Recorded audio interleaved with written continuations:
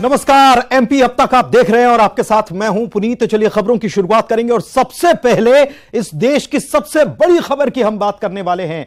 बात कर रहे हैं प्रयागराज से आई बड़ी खबर की। कब्रिस्तान अतीक और अशरफ दोनों भाइयों के शव जो है वो ले आए गए हैं। कसारी मसारी कब्रिस्तान जो है वहां पर दोनों के शव ले आए गए हैं और कुछ ही देर में दफनाया जाएगा। अतीक और अशरफ के शवों को दोनों को दफनाया जाएगा। दोनों के शव लेकर रिश्तेदार कब्रिस्तान पहुंच चुके हैं।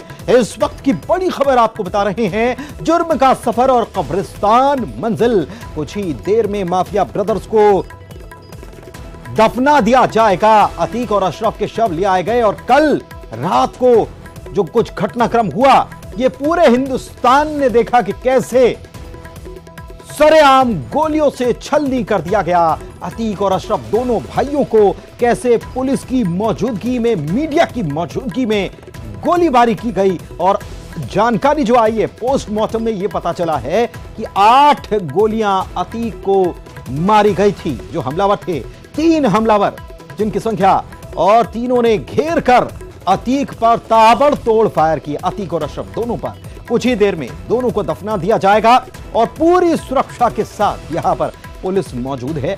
परिवार वालों को शव सौंप दिया गया। अब कुछ ही देर में परिजन जो हैं यहां पर कफन दफन की जो पूरी प्रक्रिया होती है वो यहां पर करने वाले हैं। पुलिस ने कड़ी निगरानी कर रखी है। जानकारी जो आई उसके मुताबिक ड्रोन से भी नजर रखी जा रही है और भारी पुलिस बल इस दौरान यहां पर तैनात है। दोनों की डेड बॉडीज यहां से जा चुकी है और जिस गेट पर इस वक्त मैं खड़ा हूं, सुबह से यहां पर पुलिसकर्मियों की तैनाती थी। किसी को भी अंदर आने जाने नहीं दिया जा रहा था। जिन लोगों को परमिशन दी गई थी सिर्फ वही अंदर प्रवेश कर पा रहे थे। अब चूंकि दोनों की डेड बॉडीज यहां से जा चुकी है, किसी भी वक्त वहां पर सुपुर्दे खाक की प्रक्रिया को आगे बढ़ाया जाएगा। जैसा कि अमित गंजू बता रहे थे कि अतीक के शव को वहां पर रखा गया है, नहलाया धुलाया जा रहा है। चूंकि अशरफ का शव भी यहां से रवाना हो गया है, 10 से 12 मिनट के भीतर वो भी पहुंच जाएगा। उसके बाद उसी प्रक्रिया को अशरफ के शव के साथ भी आगे बढ़ाया जाएगा। यहां की कहानी यह है कि यहां से दोनों शव भी जा चुके हैं और साथ ही साथ यहां से मीडिया कर्मियों की भी रवानगी हो गई है, क्योंकि सुबह से यहां पर भारी भीड़ देखने को मिल रही थी। काफी गहमा गहमी की स्थिति थी। 2 बजे दोनों के शवों को एक्सरे के लिए ले जाया गया और उसके बाद 3 बजे के आसपास से पोस्टमार्टम की प्रक्रिया शुरू हुई और 6 बजे तक 3 घंटे तक पोस्टमार्टम की प्रक्रिया यहां पर अंजाम दी गई और उसके बाद बारी बारी से दोनों के शवों को यहां से रवाना कर दिया गया। चलिए ठीक है, बहुत शुक्रिया आपका इस जानकारी के लिए। तो बारी बारी से दोनों के शवों को यहां से रवाना कर दिया गया। पहले अतीक के शव को ले जाया गया और उसके बाद उसके भाई अशरफ के शव को भी ले जाया गया। कुछ ही देर में सुपुर्दे खाक कर दिया जाएगा। तस्वीरें आपको हम दिखा रहे हैं। हमारे सहयोगी जो हैं वो अपडेट भी बता रहे थे कि वहां से कुछ देर पहले जो है वो रवाना कर दिया गया है। पहले अतीक का शव यहां पर पहुंच भी चुका है और अशरफ जो है उसका शव भी वहां से निकल चुका है और वहां पर अब कोई लोग मौजूद नहीं है। लेकिन जुर्म का सफर कहां तक पहुंचा गया, आखिरकार कब्र तक पहुंचा दिया। कब्रिस्तान ही मंजिल है। दोनों के शवों को लेकर रिश्तेदार कब्रिस्तान पहुंच गए हैं और सुपुर्दे खाक कुछ ही देर में अतीक और उसके भाई दोनों को कर दिया जाएगा। यहां पर पुलिस की तैनाती है, बड़ी संख्या में पुलिस बल यहां पर तैनात है और हर प्रकार से नजर रखी जा रही है ताकि सुरक्षा पूरी रहे। किसी प्रकार की कानून व्यवस्था जो है वो हर प्रकार से बनी रहे और इसके लिए पूरी यहां पर तैयारियां कर ली गई हैं। परिजन जो हैं शव लेकर पहुंच चुके हैं और कुछ ही देर में दोनों को दफना दिया जाएगा। कल रात 10:35 पर जो घटनाक्रम हुआ, जो अस्पताल के परिसर के अंदर ही जब वो मीडिया से बात कर रहा था, अतीक पुलिस की सुरक्षा के बीच उसको गोली मारती जाती, बेहद करीब से कनपट्टी पर गोली मारी जाती है। उसके भाई को भी सामने बिल्कुल माथे पर गोली मारती जाती है। और देखिए तस्वीरें क्या कुछ चल रहा है वहां पर। हमारे सहयोगी हैं, ये जानने की कोशिश कर रहे हैं। सर आधार मोबाइल में है सर? नहीं, मोबाइल नहीं, चलिए वापस। सर मोबाइल में नहीं सर अंदर दिखा क्या है सर? नहीं, चलिए चले जाइए सर, मिट्टी देने जा रहे हैं हाथ कहाँ चाहिए सर? चले जाइए प्लीज सर, हाथ जोड़ रहे सर, मिट्टी देने जा रहे प्लीज सर। सर मिट्टी देने जा रहे सर। पीछे सर हम लोग को रोजा थे सर। तो देखिए यहां पर कुछ लोग पहुंचे हैं और कह रहे हैं, हाथ जोड़कर कह रहे हैं कि मट्टी देने हमको जाना है, इसलिए जाने दिया जाए। लेकिन पुलिस यहां पर रोक रही है क्योंकि पूरी सुरक्षा के इंतजाम यहां पर किए गए हैं। मीडिया कर्मी भी वहां पर मौजूद हैं और हमारे सहयोगी अमित कुछ कह रहे हैं। बिना आई कार्ड के किसी की भी एंट्री नहीं। ये देखिए एक एक करके जो उनसे जुड़े लोग हैं, उनके परिवार के लोग हैं, नहीं फिर नहीं हो पाएगा। अरे सर मट्टी देने जा रहे प्लीज कह दिया ना बार बार आप उसी बात पर। चलिए चलिए जी साला हमारा लगता है। आपके साले लगते हैं जी चचेरा साला लगता मोहल्ले है। के सर बगल चचेरा साला लगता है। आपका चचेरा साल कौन अतीक और ये? अतीक है सर। सर हम लोग बगल के प्लीज सर चले क्या मालूम चला था? हाँ क्या मालूम चला? कुछ नहीं अरे टीवी में देखा। इसी शहर में। हाँ इसी तरह। साले इन पे एक आई कार्ड नहीं था, उसके बाद पुलिस ने इनको यहाँ अंदर प्रवेश नहीं दिया क्योंकि सिक्योरिटी रीजन एक बहुत इंपॉर्टेंट चीज है, इसलिए पुलिस का कहना है कि अगर आईडी है तो उनकी प्रवेश होगा। जी चलिए ठीक है, आईडी है तो प्रवेश होगा, पुलिस ने ये कह दिया। अमित हमारे सहयोगी जो हैं वो लगातार जानकारी दे रहे हैं और लगातार बने हुए हैं। अमित आपके पास और लौटेंगे जब कुछ वहां पर जानकारी और निकलकर सामने आएगी, तो अमित हमारे सहयोगी लगातार जानकारी दे रहे हैं। लेकिन कुछ ही देर में जो जानकारी आ रही है, कुछ ही देर में दफना दिया जाएगा दोनों भाइयों को। और कुछ लोग रिश्तेदार जो पहुंचे हैं जो कह रहे हैं कि वो रिश्तेदार हैं, चचेरे साले लगते हैं और तमाम तरीके की बातें कही जा रही है। लेकिन यहां पर पुलिस आइडेंटिटी कार्ड के बगैर प्रवेश नहीं दे रही किसी भी सूरत में। सुरक्षा के इतने पुख्ता इंतजाम यहां पर किए गए हैं, इसको देखकर आप समझ सकते हैं अतीक और अशरफ के शवों को ले आया गया है। पुलिस की पूरी तरह से सुरक्षा है और कितनी कड़ी सुरक्षा है इस बात को समझ सकते हैं कि वहां जो मट्टी देने की जो एक प्रक्रिया होती है उसमें भी शामिल नहीं होने दिया जा रहा है उन लोगों को जो दावा कर रहे हैं। लेकिन आइडेंटिटी कार्ड जो है वो होना बेहद जरूरी है। कुछ ही देर में अतीक को सुपुर्द खाक कर दिया जाएगा, दफना दिया जाएगा और अशरफ को भी दफना दिया जाएगा। रिश्तेदार पहुंच चुके हैं, जिनको जो पुलिस ने जिनको परमिट किया है, जिनके पास आइडेंटिटी कार्ड है, केवल उन्हीं को जाने दिया जा रहा है यहां पर। और चप्पे चप्पे पर सुरक्षा जो है वो यहां पर तैनात है। हमारे सहयोगी जो हैं वो लगातार यहां से अपडेट हम तक पहुंचा रहे हैं। कुछ ही देर में माफिया ब्रदर्स को कब्रिस्तान में दफना संदीप, हाँ बिल्कुल, संदीप भी हमारे सहयोगी जो हैं वो भी हमारे वहां पर मौजूद हैं, मौके पर ही मौजूद हैं। उनसे भी हम जानकारी लेने वाले हैं। संदीप कब्रिस्तान के बिल्कुल बाहर ही मौजूद हैं, तो उनके पास भी चलेंगे और वो क्या बता रहे हैं ये भी हम जानेंगे। लेकिन इस वक्त की अपडेट आपको बता रहे हैं, जुर्म का सफर कहां तक पहुंचा देता है और क्या इस हालात और क्या हालत हो जाती है, इस बात को समझना बहुत जरूरी है। अतीक और अशरफ दोनों के शवों को दफनाने की प्रक्रिया जो है वो शुरू हो चुकी है। हाँ अमित कुछ कह रहे हैं क्या? के पास आइडेंटिटी है। अभी 5 बेटियां जो उनके परिवार से जुड़ी थी, उनके घर के बड़े सदस्य साथ आए, उनकी आइडेंटिटी चेक की और उसके बाद इनको महिला पुलिस ने उनके नाम नोट किया और उसके बाद उनको मतलब जो फैमिली मेंबर्स अपने को परिजन बता रहा है उसके पास, जैसे अभी एक मौलाना आए थे, उन्होंने काला चश्मा लगाया था और मुंह पे आधा मास्क रखा था। पहले अपने को साला बताया, फिर उनको बताया कि वो मेरे साले हैं, फिर कहा चचेरे साले। इस पर पुलिस ने ऑब्जेक्शन की और उसके बाद वो यहाँ से सीधे चले गए। यानी पुलिस कोई भी ऐसा चीज नहीं करना चाह रही है जिससे किसी प्रकार का न्यूसेंस हो। मैं कैमरामैन से कहूंगा जैसे से समय बढ़ता जा रहा है वैसे वैसे पुलिस की सुरक्षा और पुलिस कर्मियों का टीम वर्क भी बढ़ता जा रहा है। ये आईपीएस ऑफिसर हैं जो इनको पूरा दिशा देके देख रहे हैं कि एम्बुलेंस कितनी देर में आती है, कैसे उनको करा जाए। और ये इनसे आपस में स्टाफ के लोगों से बात कर रहे हैं, उनके साथ एसीपी को गाइडलाइंस दे रहे हैं कि कैसे क्या करना है। और आप देख सकते हैं कि जैसे टाइट सिक्योरिटी की गई है, विदाउट आई कार्ड कोई अंदर एंट्री नहीं कर सकता। उसका सिर्फ एक कारण ये है कि न्यूसेंस क्रिएट नहीं होना चाहिए, कोई ऐसा मिसक्रेंट अंदर एंटर न करे। उसके लिए आप देख सकते हैं अभिषेक भारती जी खुद खड़े हैं, एडिशनल डीसीपी, जो अब इनको जिस पर फोन आया क्योंकि अब से कुछ देर बाद एक एम्बुलेंस और यहाँ आने वाली है। और प्रशासन के लिए अब यह है कि एक अतीक की जहां एक और शव आ चुका है तो अशरफ का भी आने वाला है। अशरफ से रिलेटेड लोग भी कुछ उस तरफ खड़े हैं जिनका कहना है कि जब अशरफ का शव आएगा तब हम उनके पास आएंगे, क्योंकि हमारे पास भी अपनी आईडीज है। अब देखना ये होगा कि जब वो शव अंदर आता है तो क्या उनकी एंट्रीज होती हैं या नहीं। ठीक है, क्या एंट्री होती है, एंट्री दी जाती है, नहीं दी जाती है, बिल्कुल आप अमित जो है आप नजर बनाए रखें, आपके पास लौटेंगे तो अमित गंजू हमारे सहयोगी जो है वो लगातार पल पल की अपडेट पहुंचा रहे हैं कि क्या हालात वहां पर हैं। और ये भी अमित ये भी बता रहे हैं कि कुछ लोग आए थे अतीक को, पहले अतीक का साला खुद को बताया, फिर अतीक को अपना साला बताया, फिर चचेरा साला बताया, लेकिन आइडेंटिटी कार्ड बहुत जरूरी है और उसके बगैर जाने नहीं दिया जा रहा है। पुलिस ने हर प्रकार के यहाँ पर बंदोबस्त कर दिए हैं ताकि किसी भी प्रकार का कोई न्यूसेंस क्रिएट यहां पर ना हो, किसी प्रकार के कोई हंगामे की स्थिति ना बने, कोई बवाल की स्थिति ना बने, इसलिए पुलिस की बड़ी संख्या में तैनाती है। एक एम्बुलेंस आ चुकी है, उस एम्बुलेंस में अतीक का शव है, दूसरी एम्बुलेंस वहां से निकल चुकी है, क्योंकि हमारे सहयोगी बता रहे थे कि वहां से तो शव निकल चुका है, वो अशरफ का शव है और वो कुछ ही देर में पहुंचने वाला। अशरफ के रिश्तेदार जो हैं वो भी यहां पर पहुंचे हुए हैं, वो एक तरफ खड़े हुए हैं। अब उनका ये कहना है कि उनके पास आइडेंटिटी कार्ड है, वो यहां पर जो मिट्टी देने की जो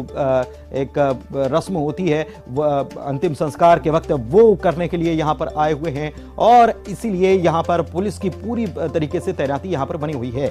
कब्रिस्तान अतीक और अशरफ आना है, अतीक को ले आया गया है और कुछ ही देर में दोनों को दफना दिया जाएगा, सुपुर्दे खाक कर दिया जाएगा। तो ये कल के घटनाक्रम से लेकर आज तक के घटनाक्रम की जो पल पल की अपडेट है वो हम आप तक पहुंचा रहे हैं कि किस तरीके से कल रात को जब मेडिकल के लिए लाया जा रहा था और पहुंचे ही थे, लेकिन अस्पताल परिसर में ही कैसे गोली मारकर हत्या कर दी जाती है। दोनों भाइयों की ताबड़तोड़, 3 हमलावर जो हैं वो फायर करते हैं और टर्की मेड पिस्टल बताई जाती है जिससे यह फायर किया गया, काफी महंगी आती है, कैसे पहुंच गई और क्या लिंक है, किन लोगों का हाथ है इसमें, तमाम तरीके के पहलू जो हैं उन पर सब पर पुलिस काम कर रही है। एसटीएफ अलग से जांच कर रही है, कई लोगों के और भी कनेक्शन मिले हैं, उनसे पूछताछ की जा रही है, इनका आपराधिक रिकॉर्ड, तमाम तरीके की चीजें और भी बातें सामने आ रही है। लेकिन फिलहाल इस बड़ी खबर पर हमारी नजर जो है वो लगातार बनी हुई है, पल पल के अपडेट आप तक पहुंचाते रहेंगे।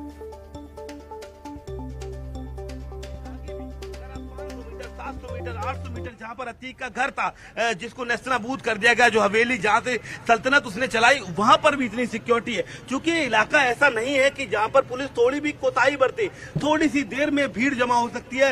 रमजान का महीना चल रहा है, शाम में लोग आमतौर पर भी निकलते हैं, ऐसे में एहतियात बरतना बिल्कुल सही है। अगर आप आगे देखें, मैं आपको थोड़ा आगे लेकर चलूंगा, जहां मैं खड़ा था उससे डिस्टेंस के तौर पर, तो आगे भी आपको जवानों की सड़कों पर कुछ। तो हमारे सहयोगी जो हैं वो ये भी बता रहे हैं अतीक जहां रहता था, उसका घर जो था, वहां पर भी कैसे बंदोबस्त किए गए। बढ़ते आगे खबरों में ग्वालियर की बात कर लेते हैं, जहां आज अंबेडकर महाकुंभ का आयोजन किया गया और मुख्यमंत्री शिवराज सिंह चौहान ने अनुसूचित जाति के लिए कई बड़े ऐलान किए और कहा कि अनुसूचित जाति समाज की प्रमुख उपजातियों के अलग अलग कल्याण बोर्ड बनाए जाएंगे, जैसे कोरी कल्याण बोर्ड, जाटव कल्याण बोर्ड, इनके अध्यक्ष और सदस्य भी बनाए जाएंगे और अध्यक्ष को मंत्री का दर्जा दिया जाएगा। कांग्रेस पर उन्होंने कटाक्ष करते हुए कहा है कि जिन बाबा साहेब अंबेडकर ने संविधान बनाया उन्हें चुनाव में हरवाने का काम कांग्रेस ने किया। बाबा साहेब के बनाए संविधान पर मोदी जी और हम सरकार चला रहे हैं। सीएम ने कहा कि बाबा साहेब के पंचतीर्थ, जहां उनका जन्म हुआ, लंदन में शिक्षा हुई, दिल्ली में संविधान का निर्माण किया, नागपुर की दीक्षा भूमि और मुंबई जहां पर उनका परिनिर्वाण हुआ, इन पंच तीर्थों की यात्रा मुख्यमंत्री तीर्थ दर्शन योजना में शामिल की गई है। इस मौके पर केंद्रीय मंत्री ज्योतिरादित्य सिंधिया भी मौजूद थे।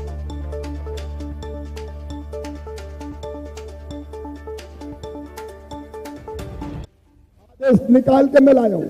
अभी तक जिन परिवारों की वार्षिक आय 6 लाख रुपए तक की होती थी, उनकी फीस सरकार जमा करवाती थी। अब आज से 8 लाख रुपया भी अगर आय की सीमा हुई तो उन बच्चों की फीस भी भारतीय जनता पार्टी की सरकार भरवाएगी, ताकि हमारे बच्चे ढंग से शिक्षा प्राप्त कर सकें। जितने भी औद्योगिक क्षेत्र हैं या इंडस्ट्रीज हैं या कल कारखाने हैं, उन सभी औद्योगिक क्षेत्रों में हम 20% भूखंड अगर हमारे अनुसूचित जाति के बच्चे उद्योग लगाना चाहेंगे तो उनको सुरक्षित रखेंगे, ताकि उनके छोटे छोटे उद्योग भी लग पाएं, हमारे बच्चे भी उद्योग लगा सकते हैं। इसके साथ साथ हमारे नगरीय निकायों में सैनिटेशन पॉलिसी हमने नहीं बना दी है। मैन होल की सफाई अब केवल मशीनों से की जाएगी और मशीनें भी हमारे बच्चों को हम लोन पर जिस पर सब्सिडी देंगे उस पर भी, ताकि वो मशीनें खरीद सके, वो ये सारे काम करेंगे। मेरे बहनों और भाइयों, आज मैं पंच क्रांति की बात करने आपसे आया हूं। 5 क्रांति जो प्रदेश की जनता के हित में हम कर रहे हैं, जो गरीबों के हित में हम कर रहे हैं। अंबेडकर महाकुंभ के अवसर पर हम ये तय कर रहे हैं कि हमारी जो प्रमुख उपजातियां हैं, चाहे वो जाटव हो, चाहे वो अहिरवार हो, चाहे वो साकेत हो, वो चाहे चौधरी हो और चाहे वो कोरी हो, चाहे वो बलाई हो, चाहे वो वाल्मीकि हो, चाहे वो खटीक हो, इन सब उपजातियों के अलग अलग बोर्ड बनाए जाएंगे, कल्याण बोर्ड, जैसे कोरी कल्याण बोर्ड। कि भारत आज आर्थिक प्रगति के रास्ते पर है। प्रधानमंत्री जी के नेतृत्व में आज भारत विश्व की 5वीं सबसे बड़े आर्थिक शक्ति के रूप में आज स्थापित हो गई है और 2030 तक हम उस शिखर तक पहुंचेंगे प्रधानमंत्री जी के नेतृत्व में। बाबा साहब की सेवा और उनकी याद को चिरस्थायी बनाने का सौभाग्य अगर मिला तो भारतीय जनता पार्टी को मिला और भारतीय जनता पार्टी के मुख्यमंत्री शिवराज सिंह जी को मिला। 14 अप्रैल को बाबा साहब अंबेडकर महाकुंभ का आयोजन होगा और जो व्यक्ति भी 14 अप्रैल को इंदौर में मऊ की धरती पर आएगा उसके ट्रेन से उतरने से लेकर ट्रेन में बैठने तक की चिंता मध्य प्रदेश की सरकार करेगी। देश के अंदर माननीय प्रधानमंत्री नरेंद्र मोदी जी के नेतृत्व में सबका साथ, सबका विकास, सबके विश्वास के मंत्र पर जो सूत्र बाबा साहब अंबेडकर ने इस देश के संविधान में, इस देश के मूल तत्व में दिया, आज अगर मैं कहूं उस सूत्र को पूरा करने का काम कोई पूरा कर रहा है तो इस देश के प्रधानमंत्री नरेंद्र मोदी कर रहे हैं। चलिए बढ़ते आगे। रानी कमलापति पर नेता प्रतिपक्ष गोविंद सिंह के बयान पर बीजेपी हमलावर हुई है। सीएम और बीजेपी अध्यक्ष प्रदेश अध्यक्ष वीडी शर्मा ने गोविंद सिंह पर हमला बोला, लेकिन कांग्रेस ने नेता प्रतिपक्ष के बयान का समर्थन कर डाला। इस पर रिपोर्ट देखते हैं। जे दोबारा राजा महाराजाओं का राज लाना चाहती है।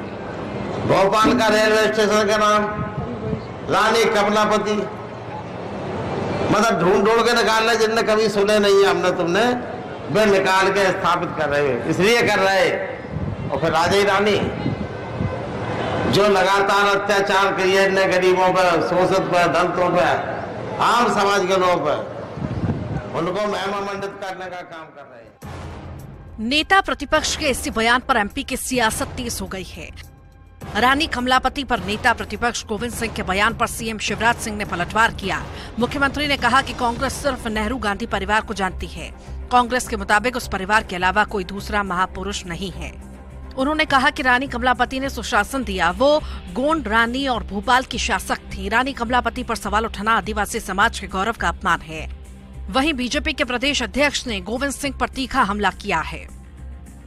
एक ही नाम गांधी खानदान, वो भी नेहरू खानदानी। उस खानदान के अलावा कोई महापुरुष हुआ ही नहीं। हम तो बचपन से पढ़ते थे, ताल तो भोपाल ताल और सब तलैया, रानी तो कमलापति। यहाँ के बच्चों ने पढ़ा है। आदिवासी गौड़ रानी कमलापति जी के इस बलिदान को आज नई पीढ़ी से अवगत कराने का जो प्रयास किया है, जो कांग्रेस को रास नहीं आता, वे लगातार आदिवासी विरोधी विचारधारा से उनके बलिदानों का अपमान करते आ रहे हैं। तो वहीं कांग्रेस नेता प्रतिपक्ष के बयान के समर्थन में आ गई है। कांग्रेस का कहना है कि बीजेपी सच नहीं सुन सकती है। पूरी कांग्रेस पार्टी नेता प्रतिपक्ष के बयान के साथ है। बीजेपी हर मुद्दे पर राजनीति तलाशती है, उसे निराशा ही हाथ लगेगी। इतिहास पर कांग्रेस चर्चा के लिए तैयार है। भारतीय जनता पार्टी सच नहीं सुन सकती है। जब वीडी शर्मा जी ABCD पढ़ते रहे होंगे तब से वो मध्य प्रदेश की विधानसभा में विधायक हैं। पूरी कांग्रेस पार्टी नेता प्रतिपक्ष जी के बयान के साथ है। एमपी में इस साल के अंत में विधानसभा का चुनाव होना है और अभी से ही बीजेपी और कांग्रेस के बीच जुबानी जंग जारी है और बीजेपी कांग्रेस पर हमला करने का कोई भी मौका नहीं छोड़ना चाहती।